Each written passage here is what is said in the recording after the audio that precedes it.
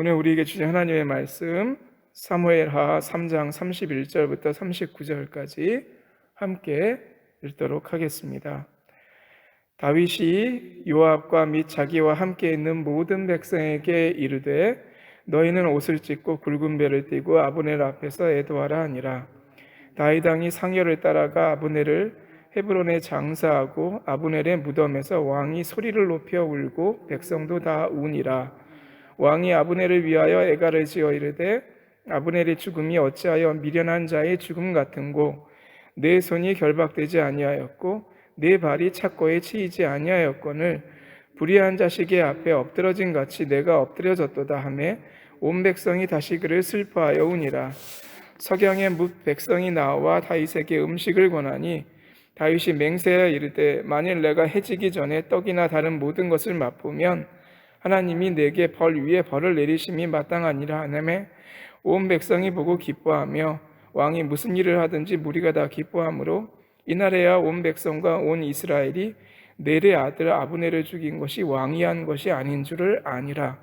왕이 그 신복에게 이르되 오늘 이스라엘의 지도자여 큰 인물이 죽은 것을 알지 못하느냐. 내가 기름 부음을 왕이 되었으나 오늘 약하여서 스루야의 아들인 이 사람들을 제어하기가 너무 어려우니 여호와는 악행한 자에게 그 악한 대로 갚으실지로다 하니라. 아멘.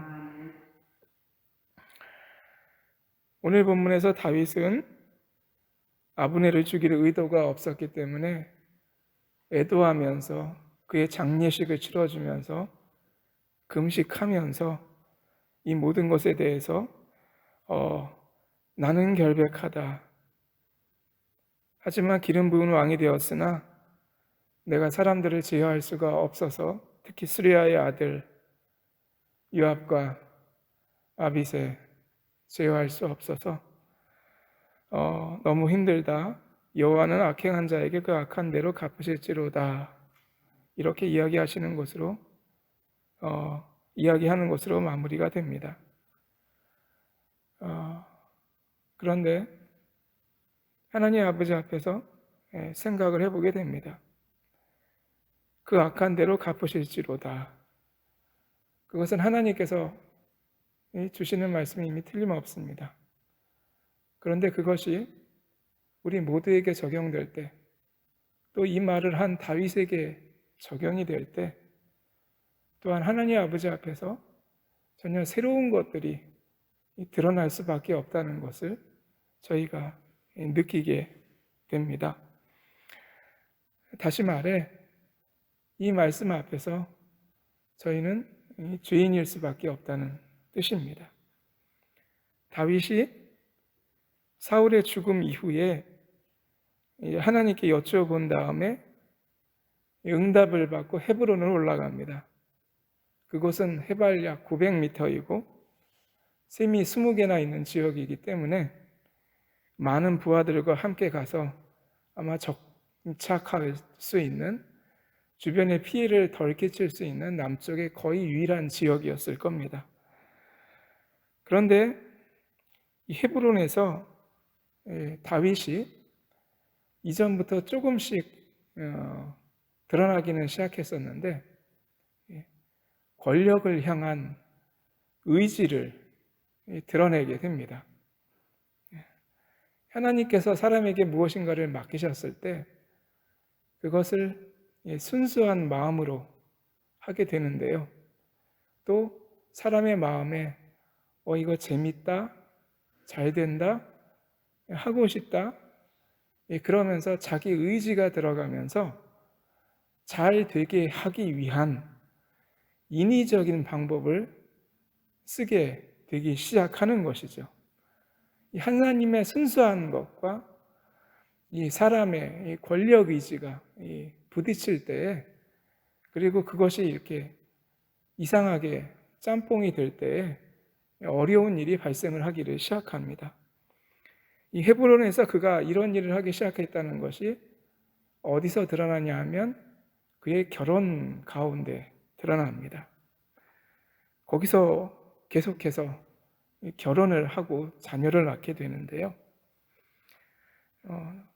다 다룰 수는 없지만 아비가일과의 결혼은 우리가 알고 있던 바 다윗에게는 굉장히 순수한 거였습니다.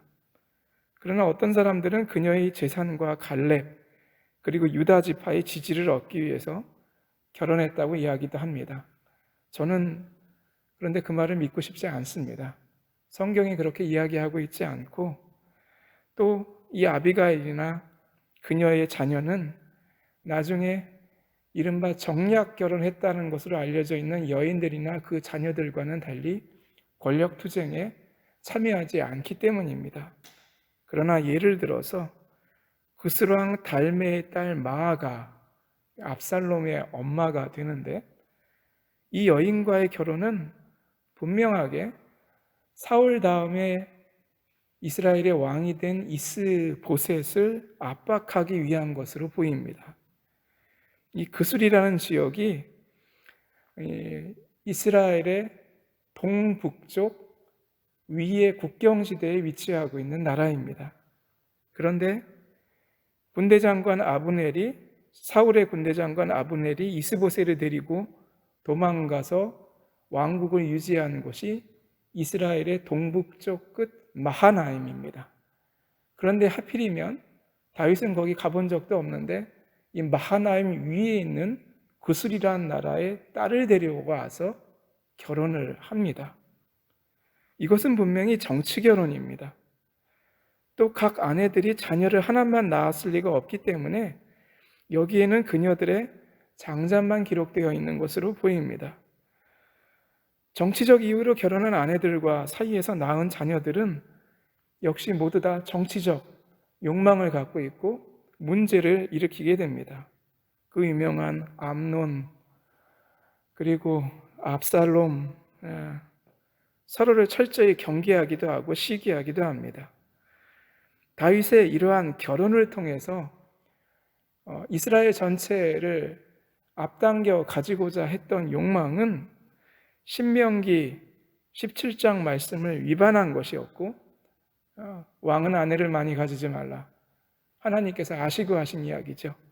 그것을 위반한 것이었고 결국에는 그 대가를 치르게 됩니다. 물론 다윗이 다시그이 데리고 온 첫째 아내 미갈에 대해서는 조금 생각해 볼 필요는 있습니다.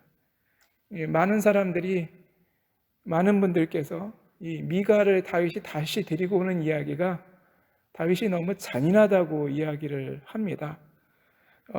둘째 남편인 발디에게 너무했다고 말하면서 이혼한 경우에는 첫 번째 남편은 부인을 나중에 데리고 올 수가 없다. 그것은 예레미야 3장 1절이나 신명기 24장 말씀의 위반이다. 남편이 부인을 버렸다가 다시 데리고 오는 것은 허용되어 있지 않다라고 이야기를 합니다. 그런데 기억하셔야 됩니다. 다윗은 이혼한 적이 없습니다. 뺏긴 거죠.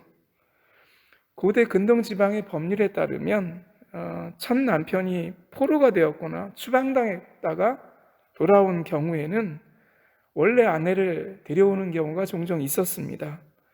심지어 아내를 다른 남자에게 뺏겨가지고 그녀가 상대의 아이를 임신했을지라도 그렇게 합니다. 예를 들어서 그 유명한 징기즈칸 태무진이 싸움에 졌을 때 아내를 뺏겼어요. 납치당했죠. 적장에 데려가가지고 그녀를 범해서 임신시켰습니다. 그런데 나중에 태무진은 그 아내를 데리고 와가지고 자기가 한 거 아니지 않습니까? 그 아내가 낳은 아이까지 자기 자식으로 키웁니다. 어떤 면에서는 일본군의 몸을 더럽혔다고 일본군에게서 도망 나온 여인들을 모두 다 죽게 했던 조선보다는 나아 보입니다.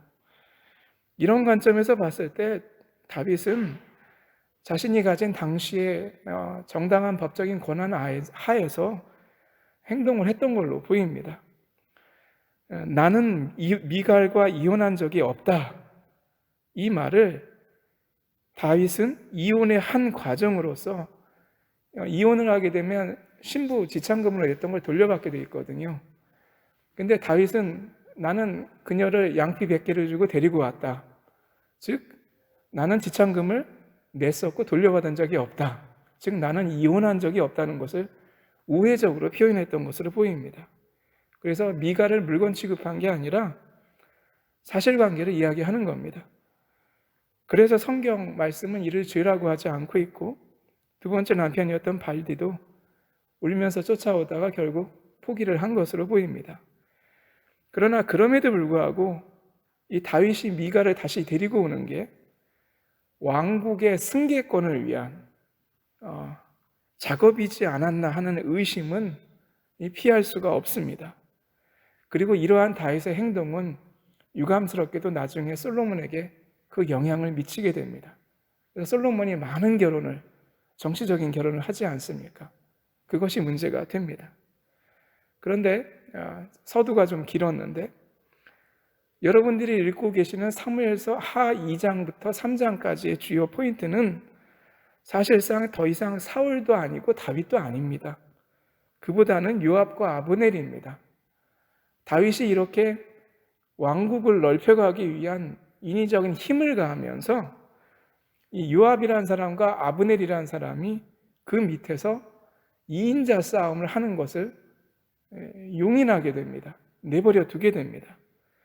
그래서 이 둘 사이의 라이벌 관계 때문에 지속되는 싸움, 그것으로 인해서 결국은 한 편은 죽게 되고 죽인 다른 편은 나중에 심판을 받게 되는 주요한 이유들을 보여주고 있습니다. 즉 자리다툼, 권력이지, 이로 인한 전쟁과 보복이 시작된 겁니다. 이것은 다윗이 스스로의 권력이지를 용인한 데서부터 출발을 합니다.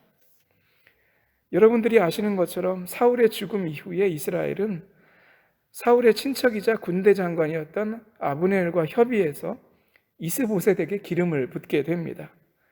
이스라엘에는 기름 부음이 두 가지가 있습니다. 하나는 하나님께 기름 부음 받음, 여러분들이 아시는 바 사울과 다윗이 하나님께 기름 부음을 받습니다.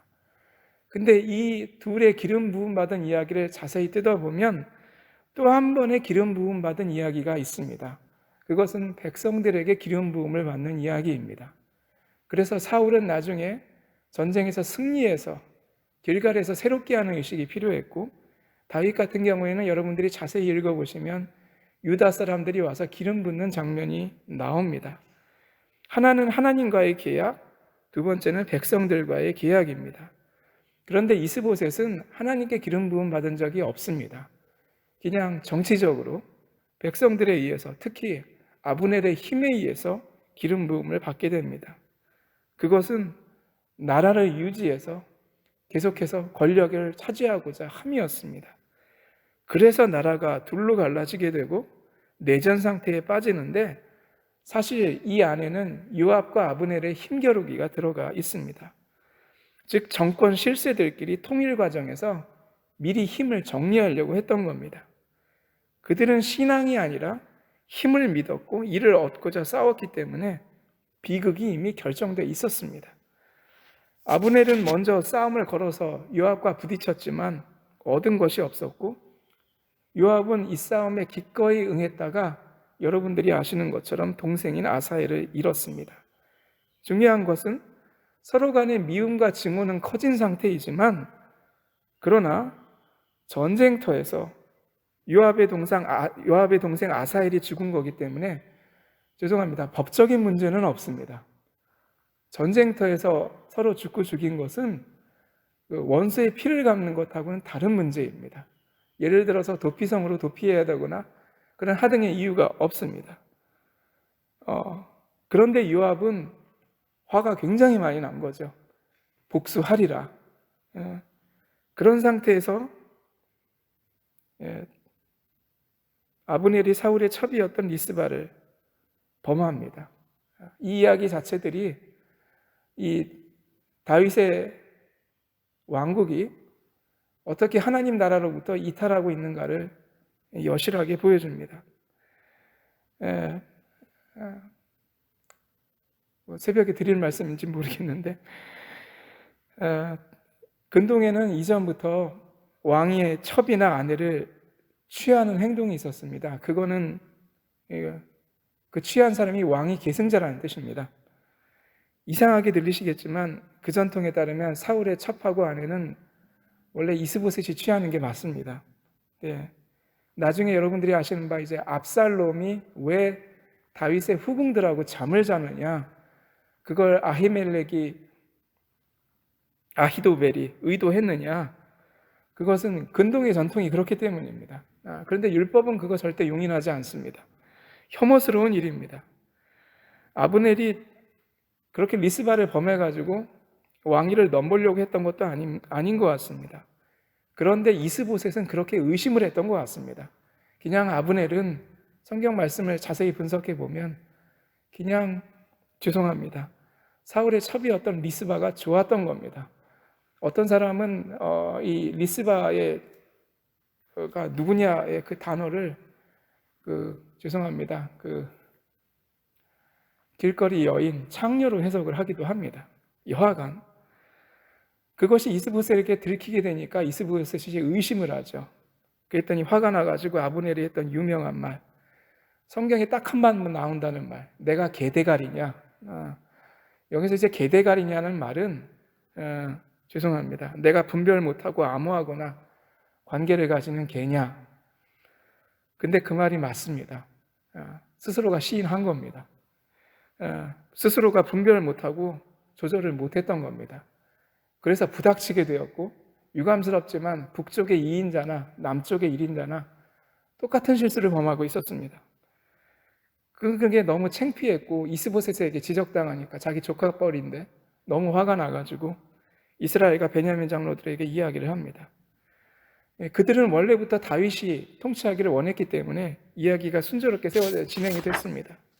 그래서 아브넬은 부하를 데리고 가서 다윗을 만나고 온 이스라엘을 그에게 넘기는 작업을 진행하겠다고 약속을 합니다. 다윗은 잔치를 베풀어주고 기뻐하고 돌아갔는데 이를 전쟁터에서 돌아오던 요압이 듣고는 아브넬을 쫓아갑니다. 아브넬이 요압을 만나서도 아무런 생각 없이 그를 쫓아갔던 이유 중에 하나는 전쟁 중에 벌어졌던 일이었기 때문입니다. 근데 요압이 생각이 달랐던 거죠. 성문 옆에서 무방비 상태였던 그를 찔러 죽였습니다. 죽은 아브넬에게도 살아있는 다윗에게도 당황스러웠던 이유는 이것이 전쟁 안에서 죽은 것에 대해서는 법적인 책임이 분명히 없습니다. 기억하셔야 될 것은 다윗은 왕이고 왕이 되어가는 사람입니다. 왕은 법을 어겨서는 안 됩니다. 그래서 이 일이 황당한 겁니다. 어떤 사람들은 그렇게 얘기를 합니다. 요압이 아브넬을 자기 동생이 원수를 갚으면서 자신과 차후 경쟁 대상으로 보았기 때문에 그렇게 죽였다. 그건 맞는 것 같습니다. 그런데 이것이 다윗에게는 큰 위기가 됩니다. 왕이고 법을 지켜야 되는데 그렇게 사람을 죽여도 되는가? 사람들 보기에는 둘이 짠 거거든요. 그래서 다윗이 장례식을 치러주면서 금식을 합니다. 오늘날 사람들이 분석할 때도 아무리 보아도 다윗이 요압하고 짠 것 같지는 않다고 얘기합니다. 왜냐하면 첫째, 성경이 그렇게 이야기하고 있지 않고, 두 번째, 아무리 보아도 아브넬을 암살해가지고 다윗이 얻을 게 없습니다. 그렇게 다윗은 아브넬을 정중히 장례 지내고 금식을 하면서 사람들이 진심을 이해해 주기 원하고 이해를 받게 됩니다. 그리고 스스로가 솔직하게 고백을 합니다. 내가 왕이 되어 가지만 나는 살인자를 다스릴 힘이 없다. 살인자를 다스릴 힘이 없다. 내가 기름 부음을 받은 왕이 되었으나 오늘날 약하여서 스루야의 아들인 이 사람들을 제어하기가 너무 어려우니까 여호와는 악행한 자에게 그 악한 대로 갚으실지로다. 그 말은 맞습니다. 근데 제가 처음부터 말씀을 드렸습니다. 그런데 그 악함이 이미 다윗 안에서 자라나고 있습니다. 그리고 다윗이 권력 의지를 쫓아가는 동안 이러한 싸움을 용인했던 것도 결국은 문제가 됩니다. 이는 저희에게 교훈이 됩니다. 하나님 아버지 앞에서 저희가 신앙생활할 때 제일 어려운 것 중에 하나가 무엇입니까? 선한 하나님의 의지와 뜻을 압니다. 그걸 깨닫게 됩니다. 그런데 그것을 깨닫고 기뻐서 하다가 보니까 어느 틈에 자기도 모르게 권력의지가 들어갑니다. 내가 이렇게 저렇게 해보고 싶은 마음이 들어갑니다. 둘 다 섞입니다. 그때부터 문제가 됩니다. 나중에 예수 그리스도의 삶을 여러분들이 보시면 사람들이 참 이해하기 어려워하는 것들이 있습니다. 이렇게 쭉 가시면 될 것 같은데 확 꺾으십니다. 길을 돌리십니다. 그리고 딴 이야기를 하십니다. 사람들이 그거를 굉장히 힘들어합니다. 그런데 그 힘들어하는 사람들 마음 안에 무엇이 들어가 있냐면 권력의지가 들어가 있습니다. 그래서 제자들이 나중에 예수님께서 십자가에 달리신다고 하니까 뭐라고 합니까? 절대 안 됩니다. 그러지 마소서. 그러면서 예루살렘으로 가는 끝까지 자신들이 누가 둘째냐, 누가 예수님 다음이냐, 그거 갖고 싸웁니다. 이게 뭡니까? 자신들 마음 안에 있는 권력 의지를 스스럼없이 드러내 보여주는 겁니다. 예수님은 분명히 이 땅에 사람의 몸을 입고 오셨고 그 가운데서 하나님과 이야기하시면서 하나님이 원하시는 대로 철저히 살아가기 위해서 사람들이 보기에는 이상한 행동도 하셨고 이해하지 못하는 말씀도 하셨습니다. 나중에야 제자들이 그것을 깊이 깨닫고 쫓아가게 됩니다. 이것은 저희에게도 해당되는 이야기입니다. 하나님 아버지 앞에서 무엇을 어떻게 해야 될 것인가? 어떻게 진행해 나가야 될 것인가? 하나님 아버지 앞에 무엇을 어떻게 나아가야 될 것인가? 저도 그래서 고민이 많습니다. 하나님 아버지 앞에 자복하고 회개하기도 합니다. 예를 들어서 분명히 코로나가 심하였었고 그게 위기가 됐기 때문에 온라인 예배를 시작을 했습니다. 그런데 코로나가 줄어들어도 온라인 예배는 하던 거니까 그대로 계속 하는데 대신 사람들은 온라인 예배가 편하기 때문에 코로나가 줄어들어도 집에 있습니다. 계속해서 온라인을 하는 것이 전도를 위한 것일지 아니면 사람들이 이 시대를 쫓아가는 게 할 수 없는 당위성에 대해서 해야 되는 것인지 가끔은 구별이 안 됩니다. 하나님 아버지 앞에서 깊이 기도하고 있습니다. 우리의 삶 가운데는 이렇게 우리가 생각 없이 받아들이고 생각 없이 따라가고 또한 하나님 아버지 앞에서 이게 주의 일이다 그래서 따라가기도 하지만 그 안에는 생각해 봐야 될 많은 것들이 있습니다. 그 가운데 하나님께서 인도하시겠죠. 우리가 우리의 권력 의지를 쫓아가는 것이 아니라 하나님 아버지 앞에서 정말 순수하려고 애를 쓰고 노력하고 주님의 뜻을 따라 기도하고 간구할 때 우리에게는 참으로 어렵지만 하나님께서는 그렇게 순수하려는 저희의 마음을 보시고 이끌어 주시고 인도하실 줄을 믿습니다. 그것이 또한 예수 그리스도의 길임을 믿습니다. 이를 믿고 오늘도 하나님 아버지 앞에 와서 우리의 모든 것을 다 드리면서 오직 하나님의 나라가 우리 안에서 이루어지게 하여 주시옵소서 기도하며 나아가는 여러분과 제가 되기를 주의 이름으로 축원합니다.